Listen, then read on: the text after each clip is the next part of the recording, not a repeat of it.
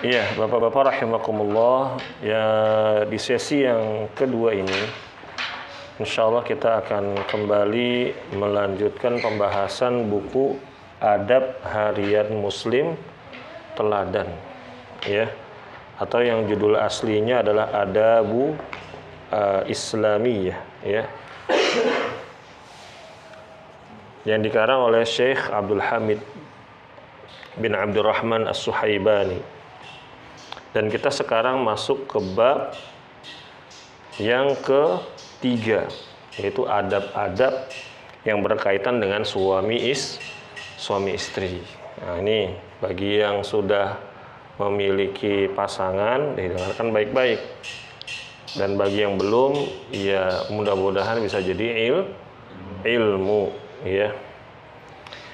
Kata Syekh, ya, adab-adab yang berkaitan dengan suami istri yang pertama adalah masing-masing dari suami dan istri hendaknya mempercantik diri atau berhias hanya untuk pasangannya. Hanya untuk siapa, Pak? Pasangannya. Nah, ini ada hadis yang disebutkan, ya. Bukan hadis, ada athar, ya, perkataan seorang sahabat yang bernama Abdullah bin Abbas radhiyallahu anhuma. Beliau berkata, sesungguhnya aku berhias diri untuk istriku sebagaimana ia menghias diri untukku. Jadi bapak-bapak, adab yang pertama adalah kita hendaknya ya merawat diri. Mulai dari penampilan, bau mulut, bau badan, ya Pak ya. Penampilan dari sisi rambut, ya. Dari sisi rambut, ya. Itu penting. Jangan sampai kita ini acak-acakan penampilannya di depan pasangan kita.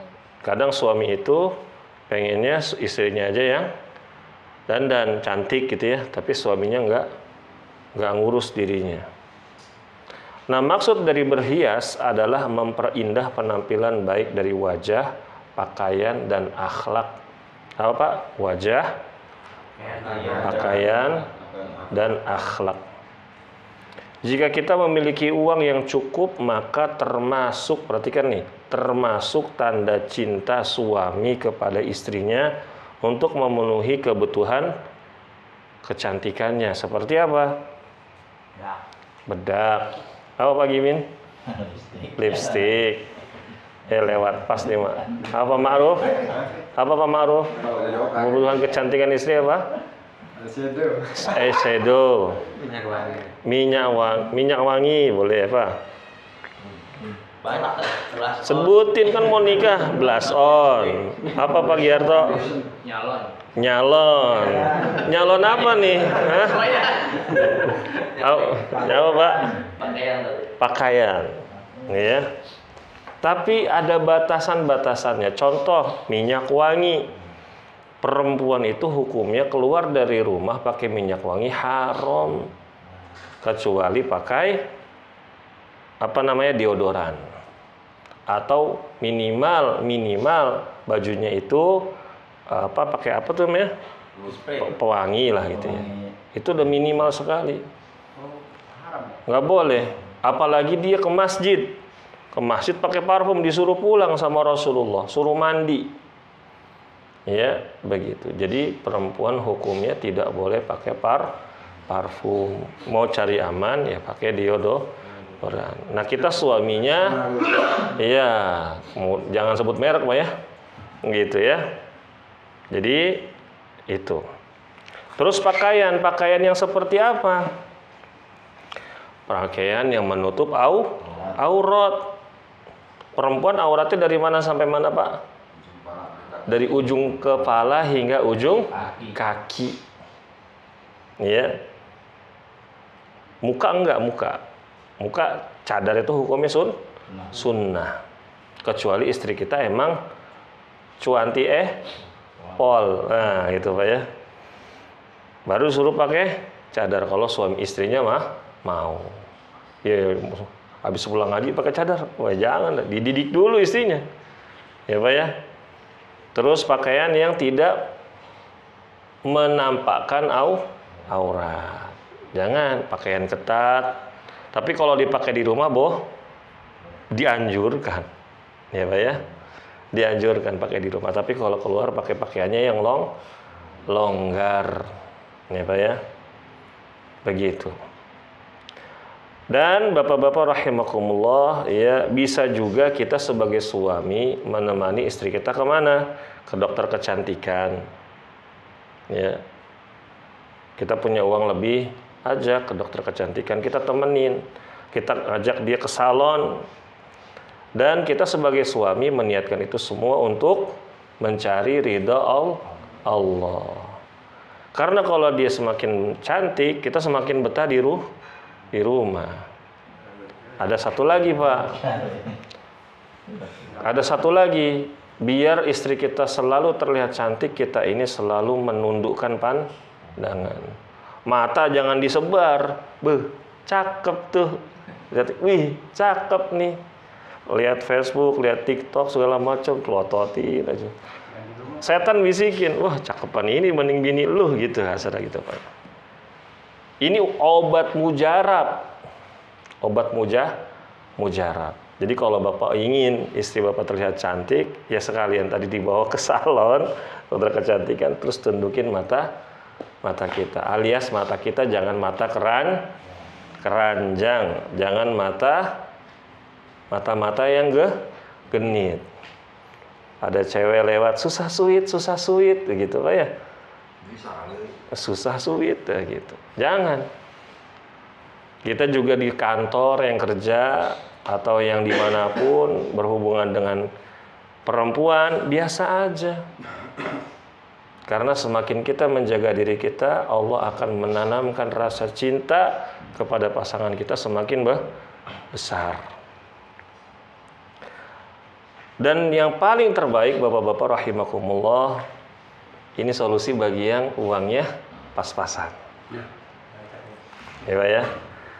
Berhias yang paling baik adalah mempercantik atau memperindah akhlak.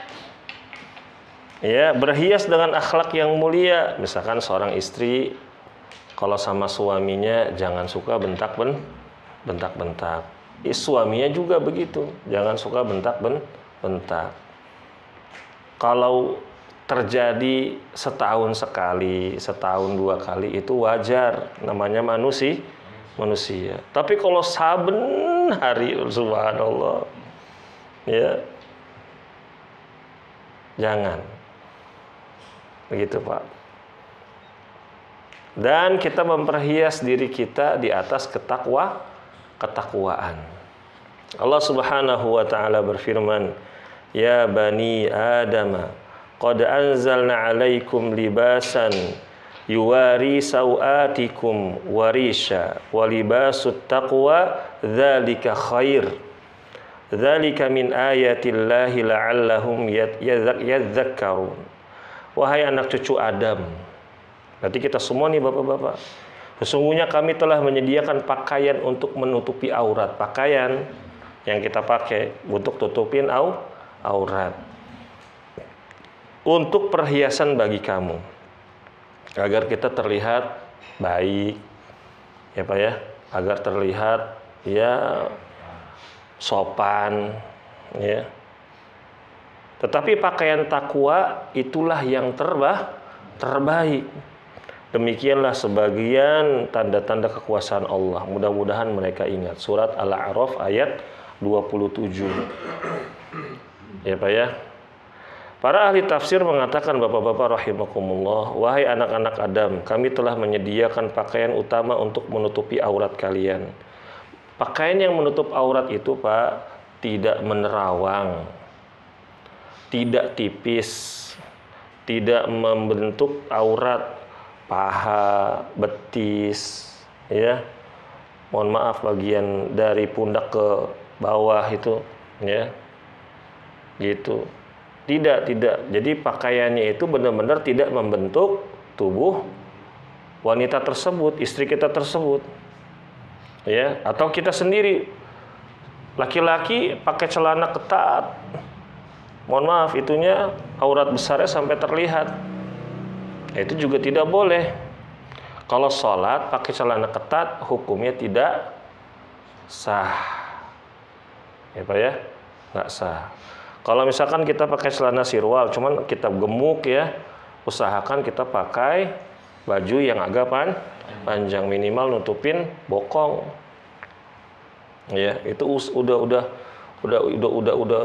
minimal banget. Yang paling bagus ya pakai sarung, pakai baju koko untuk sholat, atau pakai gamis gini ya Pak ya, gitu. Dan kami pun menyediakan pakaian pelengkap bagi kalian untuk mempercantik penampilan kalian di depan umum. Maksudnya ini bukannya seorang perempuan akhirnya bersolek mempercantik diri untuk lelaki yang lain, nggak boleh, ya. Tetapi dengan dia berpakaian itu perhiasan. Makanya kalau misalkan orang-orang yang menutup aurat, baik dari kalangan laki-laki maupun perempuan, dibilang keterbelakangan, ya Pak ya, maka binatang-binatang yang di kebun binatang itu berarti semakin mendekati modernisasi begitu. Ini kan salah, ya Pak kan? Ada orang pakai gamis dibilang nggak modern, keterbelakangan, Arab kadrun gitu Pak ya. Padahal ulama-ulama kita dulu udah pakai gamis. Padahal kaum muslimah dari dulu di Lombok, di Padang, di bumi Nusantara udah pakai jilbabnya dari sarung. Sarung tuh jadi jilbab. Kan longgar ya. Begitu Bapak-bapak. Nah, ada sebuah hadis Abu Hurairah radhiyallahu anhu, Rasulullah SAW bersabda, ya, wanita seperti apakah yang paling baik? Beliau ditanya, wahai Rasulullah, wanita seperti apakah yang paling baik? Maka kata Rasulullah sallallahu alaihi wasallam, wanita yang menyenangkan apabila suaminya melihatnya, mentaatinya ketika suaminya memerintahnya, bikin kopi, ya, bikin teh, masak, nyuci, kayak pembantu. Bukan, jihadnya perempuannya itu di rumah, ya Pak ya, begitu. Terus tidak melakukan perbuatan yang membuat suaminya marah. Makanya seorang istri juga harus belajar. Suaminya nggak suka apa, ya, dihafalin sama dia tuh. Oh, suami saya nggak suka warna ini nih, ya, atau nggak suka makan batu, nggak suka makan pedas, siapa ya, dihafalkan. Nah, seorang suami juga sama begitu. Istrinya nggak suka suaminya bau, Pak Ma'ruf yang nyaru. Istrinya nggak suka suaminya bau rokok. Ya sudah, mau bagaimana lagi?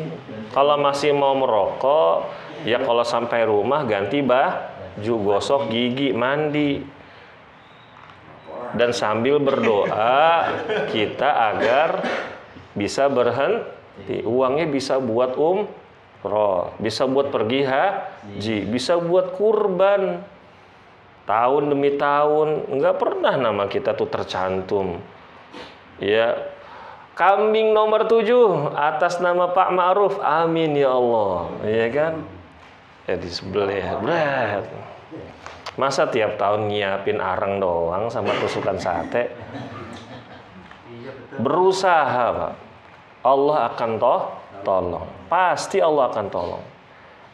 Tahun ini kambing, tahun depan sapi, Masya Allah. Ya Pak ya. Lalu seorang ulama yang bernama Imam As-Sindi menjelaskan, ya, maksud menyenangkan suami apabila dilihat karena dia indah dari luar, penampilan fisik, baik akhlaknya dari dalam, sibuk melakukan ketaatan kepada Allah dan bertakwa kepadanya. Ya, sebaik-baik perhiasan adalah wanita solehah yang menjaga sholatnya, menjaga kemaluannya, menjaga dirinya, menjaga harta suaminya. Bapak-bapak ya, menjaga kewajiban-kewajiban yang lainnya seperti puasa di bulan Ramadan, mengingatkan suaminya untuk membayar zakat dan lain-lain. Dan termasuk kesalahan jika istri ingin tampil cantik di depan umum. Bapak-bapak, kalau kita sebagai suami ngelihat istri kita nih pengen kelihatan cantik di depan umum, tegur. Jangan didiamkan, karena kitanya dosa. La yadkhulul jannata dayyuth. Tidak akan masuk surga lelaki yang nggak punya rasa cemburu sama siapa? Sama istrinya. Ya Pak ya, misalkan terlalu menor, ya, terlalu terbuka auratnya, tegur dengan cara yang baik, dididik. Nah kalau misalkan istri kita berhasil kita didik, kita punya anak perempuan kita pun nanti akan mencontoh. Kalau misalkan ibunya udah susah dididik, tiba-tiba anaknya pengen jadi anak soleha, sangat besar kemungkinan sulit. Ketika misalkan, Dek, ayo pakai jilbab, Umi aja nggak pakai jilbab, Mama aja nggak pakai jilbab, ayah beliin gamis, Umi aja pakai kolor, gitu ya Pak ya. Sulit Pak, sulit kecuali anaknya memang udah ditetapkan di garis takdirnya jadi anak yang soleha, ya. Dan bapak-bapak rahimakumullah, Allah Subhanahu wa taala berfirman, wa qarna fi buyutikunna wa la tabarrajna tabarrajal jahiliyah al-ula. Dan wahai para wanita, tetaplah kalian di rumah-rumah kalian. Hukum asal perempuan di rumah. Dan janganlah kamu berhias dengan bertingkah laku seperti orang-orang jahiliyah dulu. Bapak-bapak percaya nggak? Kalau misalkan kita sebagai suami, istri kerja, gajinya 70 juta sebulan, berdua tuh digabung. Kalau istri kita keluar, itu nggak bakal berkurang Pak, tetap segitu. Benar nggak Pak? Benar nggak? Benar. Ini udah ngalamin. Tadinya ngajar kan Pak, terus istrinya keluar kan, ngurus anak. Berkurang apa enggak? Nambah. Berarti berkah. Jadi hukum asal perempuan itu di rumah. Ini pelan-pelan ya Pak ya? Pelan-pelan. Ya, slow ya Pak ya. Dan para ahli tafsir mengatakan, menetaplah di rumah-rumah kalian wahai para wanita, janganlah kalian keluar dari rumah tuh kecuali karena ada keperluan. Dan janganlah kalian tampakkan keindahan kalian sebagaimana yang menjadi kebiasaan para wanita sebelum datangnya Islam. Ya, sebelum datangnya Islam, bapak-bapak, wanita itu sangat murah, bahkan wanita itu bisa diwarisin. Bapak punya istri, misalkan ya bapak meninggal, istri bapak itu bisa diwarisin ke orang lain. Subhanallah, udah seperti apa? Udah seperti barang. Tapi Islam datang untuk memuliakan para wanita. Dan sangat tidak layak bapak-bapak rahimakumullah, para istri yang bisa mempercantik dirinya dari uang suaminya, tetapi malah sang istri itu secara sukarela membagikan kecantikannya kepada orang lain. Skincare dari siapa? Suaminya yang beliin. Paket COD. Berapa Mas? 300.000, ya kan? Apa nih tulisnya? Skincare. Wah, dipakai. Mukanya udah bening, dipajang-pajang di depan. Ya Pak ya? Padahal uang dari siapa? Suaminya. Ini berarti ada masalah. Dengan siapa? Dengan suami istri tersebut. Yang belum menikah, jadikan pelajaran. Yang sudah menikah, banyak berdoa Pak. Lalu yang kedua, bapak-bapak rahimakumullah, hendaknya suami melakukan sunnah-sunnah fitrah. Perhatikan sunnah-sunnah fitrah ini Pak, kalau nggak dijalanin, dia sebagai seorang manusia akan rusak fitrahnya. Udah ibaratnya tuh apa ya? Nggak wajar jadi manusia tuh. Yang pertama, dia khitan. Tahu khitan ya Pak ya? sunat. Udah sunat kan Pak semua? Masya Allah. Belum Ustaz, belum 2 kali. Ya. Lalu membersihkan bulu aurat besar. Ada anak-anak takutnya denger ya. Maaf Pak, maksudnya digunting, jangan dikepang, ya, digunting, dibersihkan, ya Pak ya. Suami istri nih. Lalu menggunting kumis. Kumis itu dirapihin. Jenggot dipelihara. Jangan dikerok mulu jenggot. Ya Pak ya. Menurut Bapak jelek. Tapi buat Allah itulah yang diinginkan. Lah saya cuma satu nih. Udah gitu copot melulu. Iya kan Pak ya. Kalau kita niatin sehelai 2 helai ini kita panjangkan untuk mencari pahala Allah, ini bisa jadi pemberat amal soleh nanti Pak. Walaupun 2 helai doang. Panjangin ya, dipelihara, dibersihin, dirapihin. Ya, orang polisi aja yang tatoan jenggotan. Sekarang Habib itu, atau bukan? Ya Pak ya. Masa? Allahu a'lam. Saya nggak berani jawab Pak ya. Kalau iya, saya juga udah pengen tuh kan. Masa kayaknya romannya ganteng-ganteng juga nih kalau pakai. Ana nggak bisa jawab tuh Pak tuh. Ya, kecuali mungkin dia sakit. Jenggotnya panjang sebelah. Bagian sini tumbuh, bagian sini botak gitu ya. Jadi dia pakai minyak itu. Nah, itu wallahu alam. Ya kalau misalkan Bapak memakai minyak itu dengan tujuan untuk merawat rambut, jenggot, ya nggak masalah, silahkan. Bukan tujuan untuk merubah ciptaan Allah. Ya, terus apa? Memotong kuku. Kuku ini sunnah fitrah Pak, dipotong, jangan dibiarin panjang. Mana yang panjang tuh? Bingung dah tuh ceboknya gimana tuh? Dipotong, jangan dipelihara, baik laki-laki maupun perempuan. Dan mencabut bulu ketiak. Bulu ketiak itu jangan dikerok Pak, dicabut. Ya. Kadang subhanallah, antum pernah lihat laki-laki gitu bulu ketiaknya panjang, geli nggak? Geli. Rasulullah SAW itu ya sering mencabut bulu ketiak hingga ketiak itu menjadi putih. Ketika beliau berdoa, diangkat kedua tangannya tuh, telapak tangannya tinggi, terlihat putihnya ketiak Rasulullah Sallallahu Alaihi Wasallam. Jangan dikerok, kalau dikerok jadi hitam. Ya ini udah dari sononya Pak, jadi disuruh dicabut. Dan Bapak-bapak rahimakumullah, semua ini batasannya 40 hari. Ya, kumis. Ya. Kumis 40 hari potong dirapihin. Kuku 40 hari dipotong. Nggak ada hadis-hadis sebutin nggak boleh potong kuku hari ini. Nggak boleh, itu tahayul tuh Pak ya.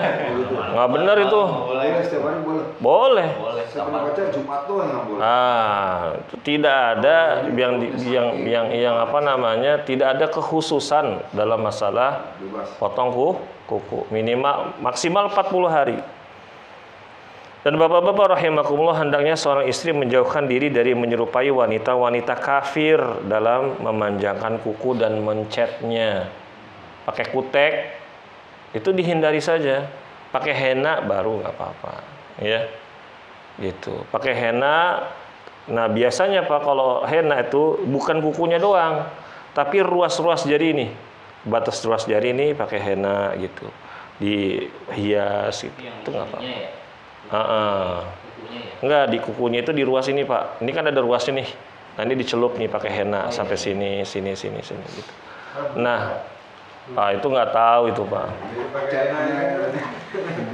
Zaman dulu untuk membedakan mana laki-laki mana perempuan, itu perempuan tuh pakai henna zaman Rasulullah.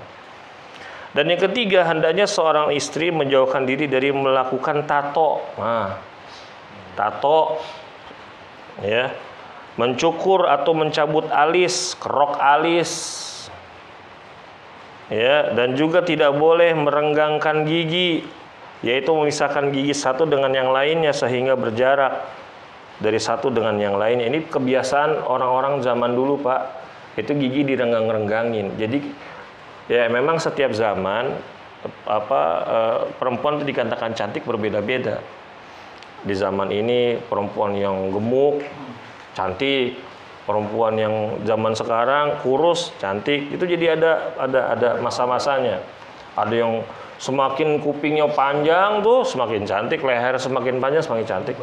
Jadi cantik itu adalah sebuah hal yang sifatnya subjektif, ya. Begitu Bapak-bapak, ya. Tidak ada kecantikan yang bisa dikatakan ya menurut si fulan dia cantik, menurut si fulan kurang cantik. Itu udah sifat manusiawi. Dan semua hal tersebut haram dan pelakunya akan dilaknat oleh Rasulullah SAW sebagaimana dalam hadis, la'anallahu al-washimati wal mustawashimat wal mustawshimati wan namisati wal mutanammisati wal mutaqallijati lil husni al mughayyirati khalqallahi. Yang artinya Allah melaknat wanita pembuat tato, wanita yang minta ditato, wanita yang mencabut alis, dikerok alisnya tuh, terus ditato alisnya disulam, sulam alis tahu? Itu nggak boleh Bapak-bapak. Sulam alis, terus bulu mata ditanem, itu nggak boleh, ditambahin, itu nggak boleh, haram hukumnya, ya, begitu. Terus kata Rasulullah? Merenggangkan giginya untuk mempercantik dirinya dengan merubah ciptaan Allah. Pakai behel, kalau giginya rusak, ya nggak apa-apa, karena itu kesehatan, ya, begitu. Dan yang keempat, hendaknya pasangan suami istri melakukan sholat berjamaah 2 rakaat bersama-sama setelah pernikahan dan sebelum berjima, ya, itu. Nanti mau nikah, habis akad, suruh sholat 2 rakaat. Jangan main tegrep aja, ya. Iya, habis acara kan masuk kamar tuh, ya, bawain susu, ya, madu, ya, suruh sholat sunnah, doa yang benar, minta tolong sama Allah jadi keluarga yang sakinah mawaddah warahmah. Kalau kita lakukan seperti ini, Allah akan tolong pernikahan kita. Yang tadinya miskin Allah kayakan insya Allah. Yang tadinya sakit-sakitan Allah sehatkan. Yang tadinya kurus jadi gemuk.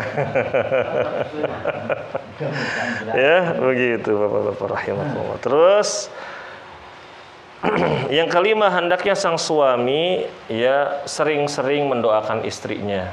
Terutama nanti kalau mau nikah nih Mas, pegang kepalanya, doain, Allahumma inni as'aluka khairaha wa khaira ma jabaltaha alaihi wa a'udzubika min syarriha wa syarri ma jabaltaha alaihi.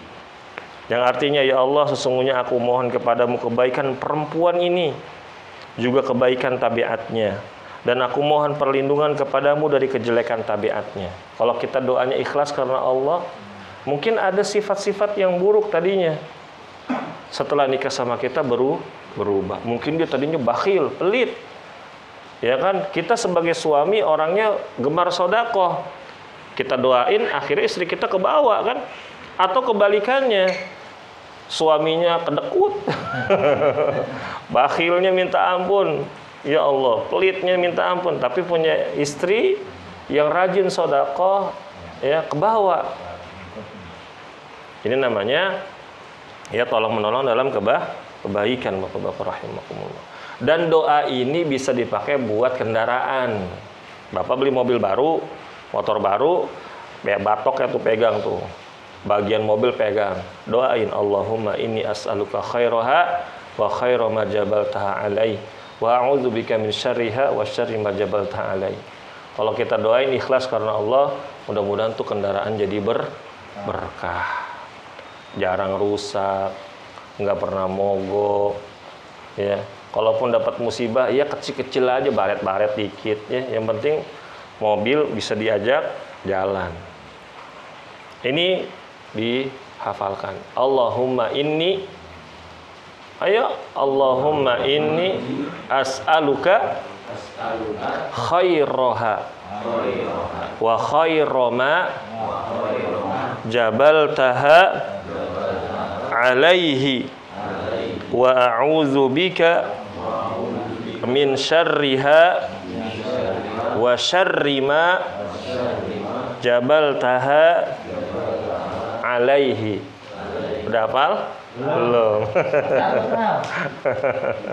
Ntar malam di rumah doain.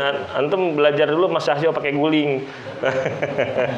Watata juga guling. Ayam bisa, Hah? Ayam. Supra. Kendaraan bisa Mas Supra. Boleh ya. Lalu hendaknya kalau mau berjima doa. Udah hafal belum doanya Pak? Doa hubungan suami istri. Belum hafal. Kemana saja Pak Anda itu? Ya Bismillah doang. Salah. Ayo doa ya. Bismillahi. Allahumma jannibna asyaitona wa jannibi asyaitona ma razaqtana. Kata Rasulullah SAW, dengan menyebut nama Allah, ya Allah, jauhkanlah kami dari setan dan jauhkanlah setan agar tidak mengganggu apa yang Kau rizkikan kepada kami. Dan apabila dia dikaruniai anak, maka anaknya itu kagak pernah diganggu sama setan. Nah, tuh Pak, dapat bonusnya luar biasa kan? Udah hafal belum? Belum, subhanallah. Doa diapalin. Direkam nggak tadi Pak, Mas? Direkam, diapalin ya, biar semakin semangat mau nikah ya, gitu. Yang ketujuh, diperbolehkan bagi pasangan suami istri untuk melihat seluruh auratnya. Ya, karena ada sebagian orang mengatakan nggak boleh laki-laki atau suami melihat aurat besar istrinya atau kebalikannya. Ini nggak benar. Boleh Pak ya. Bahkan disunahkan suami istri itu mandi berdua. Ya tapi jangan depan anak-anak juga. Ya anak-anak udah tidur, mandi berdua. Iya, begitu. Hah? Iya, pokoknya ya nggak apa-apa, ya. Udah.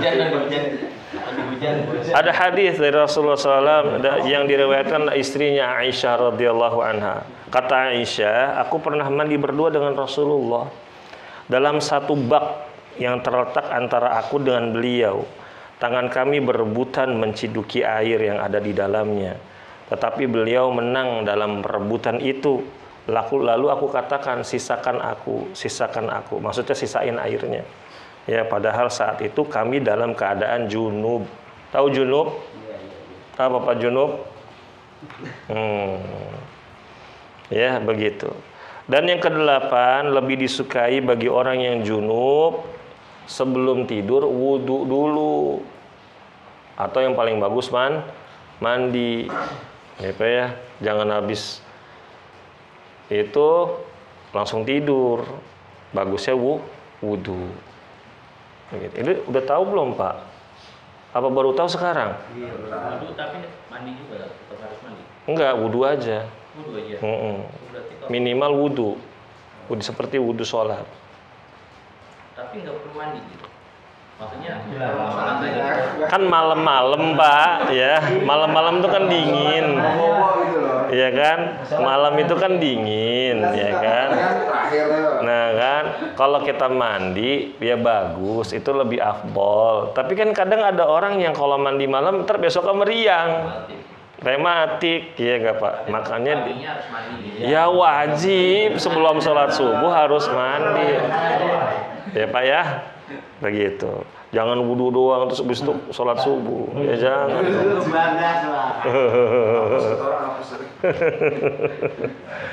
Nah, Bapak-bapak rahimakumullah, yang terakhir, tidak boleh berlebih-lebihan dalam berjima. Beberapa ronde, wah subhanallah, jangan. Karena ini mendatangkan banyak keburukan. Ya. Hyper lah kata orang begitu ya. Tidak baik, diberi jarak ya. Karena orang kalau junub itu Pak nggak boleh baca Quran, nggak boleh. Akhirnya terhalang ibadah, nggak boleh sholat, nggak boleh masuk masjid, ya kan? Gitu. Maka kalau misalkan orang sering junub, waduh repot juga hidup dia tuh. Ya boros air juga, ya. Rambut basah melulu ini, gitu kan? Kenapa Pak? Pakai pomade. Pakai pomade. Nah inilah Bapak-bapak rahimakumullah yang bisa disampaikan. Dan yang terpenting adalah itu tadi, ternyata banyak sekali hal-hal yang Bapak-bapak belum ketahui, yang seharusnya itu sudah menjadi amal-amal yang sudah bisa kita lakukan sepanjang kita menikah. Ya Pak ya, begitu. Dan doa-doa tadi ya yang rekam tuh dikirim ke grup, mungkin dibagikan ya, bisa dihafalkan. Karena fadilahnya sangat besar. Doain tuh. Ya pegang kepalanya sambil dielus, ya Allahumma inni as'aluka khairaha wa khaira ma jabaltaha alaih wa a'udzubika min syarriha wa syarri ma jabaltaha alaih. Ini saja ya Bapak-bapak rahimakumullah, semoga menjadi ilmu yang bermanfaat. Kalau ada kira-kiranya yang kurang berkenan ya mohon dimaafkan, dimaklumi. Subhanakallahumma wa bihamdik asyhadu an la ilaha illa anta astaghfiruka wa atubu ilaik. Assalamualaikum warahmatullahi wabarakatuh.